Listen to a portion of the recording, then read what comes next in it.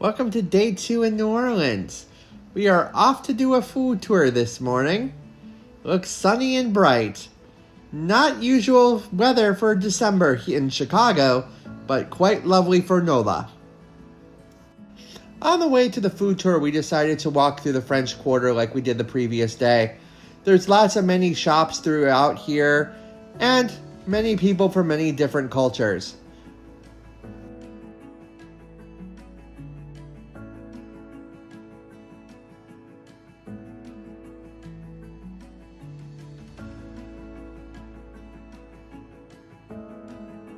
In the French Quarter, there are quite many unique shops where you can find some pretty unique items. We found these to be very interesting phrases on these items. NOLA is famous for its street performers. We just happened to catch one at the Basilica. The racket!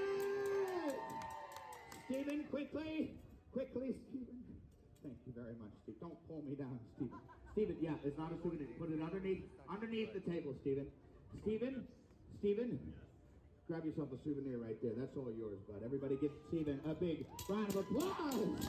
Big cheer for Stephen, the straightest man in New Orleans. Put that on your grinder tonight, bud. You'll be a hit. I don't know why it's true. It just is. Folks, we've reached the end of the show. Have you had a good time so far? Jackson Square is coming up. Interesting fact about Jackson Square, he's tipping his hat. The house across the street was built by a lady who was a Jackson admirer, but Jackson did not admire her back. Many of the rich buildings in New Orleans have intricate ironwork. The more expensive the ironwork, the more richer the family. NOLA has many jazz performers on its streets. You can hear jazz anywhere. Here's one famous performer here.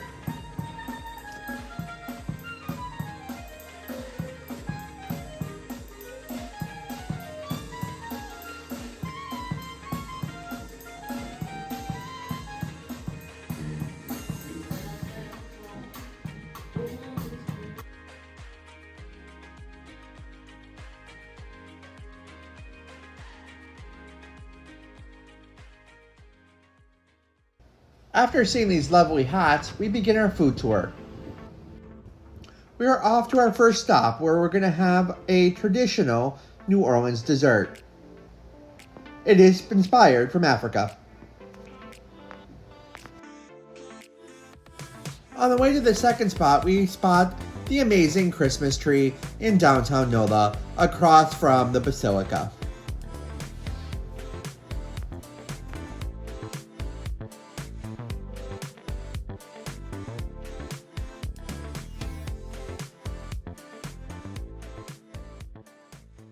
After passing a much busier Café du Monde, we are off to the French market, where you can find pretty much anything that is inspired by NOLA cuisine. Today at the French market, we are going to taste a Creole chorizo, which is a traditional sausage made here in New Orleans.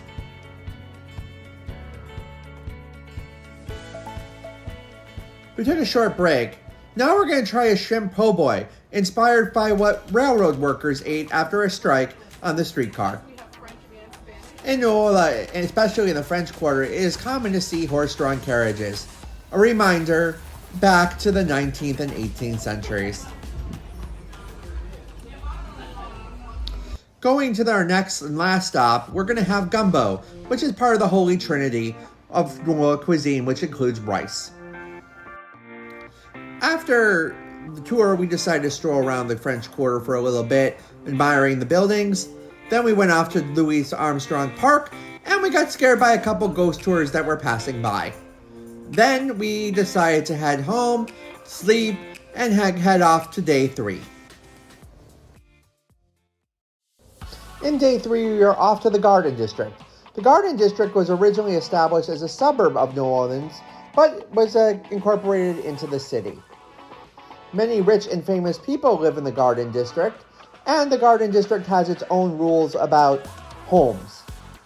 Some of the famous homes we saw were owned by famous basketball players Jefferson Davis, and homes that were inspired by Walt Disney.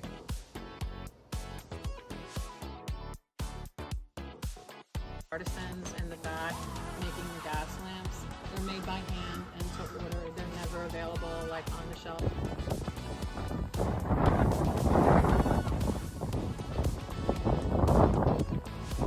It was not a white Christmas here in NOLA. It was a very rainy and green Christmas.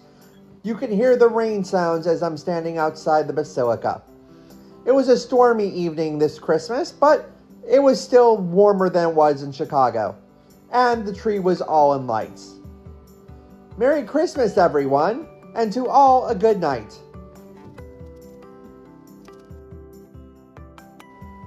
Some people like to stay up on Christmas Eve, and many people in New Orleans like to go to bars.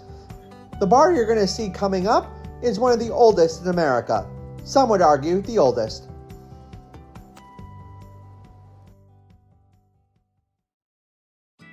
Sometimes it isn't the outside that's all lit up in lights. Sometimes it's the interior. Look at this hallway at the Roosevelt Hotel in downtown New Orleans. It is all decked out for Christmas. You can just go through this hallway and be delighted with all the decoration.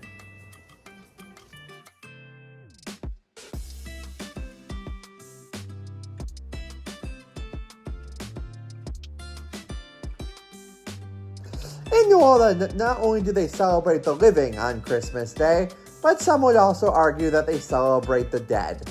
We just happened to go to one of the oldest cemeteries in NOLA after going to the Roosevelt Hotel. On the way, we got to see carriages and people bustling throughout the city on our way to the St. Louis Cemetery.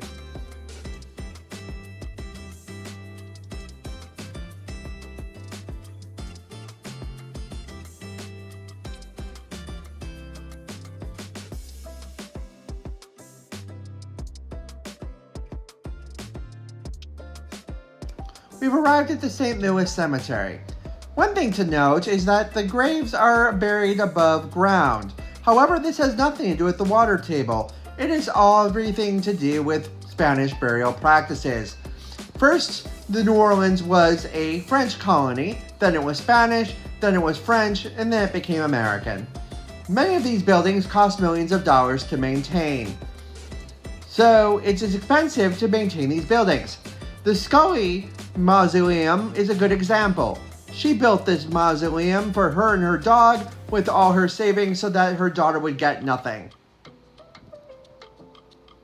Now we're going through these parks. What's interesting about the parks is that they are at or below sea level.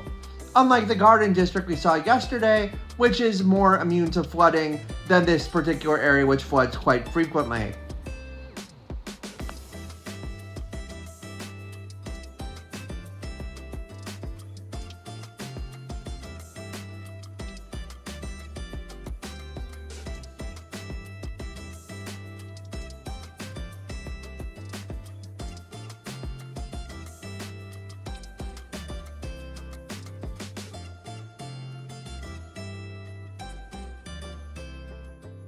Now that's a wrap. That was our wonderful trip to New Orleans over Christmas, and we're back off to the airport and on our way to Chicago. New Orleans is such a beautiful airport. Off to see the airplanes, all parked at their gates, and now we're heading up Lakeshore Drive towards home.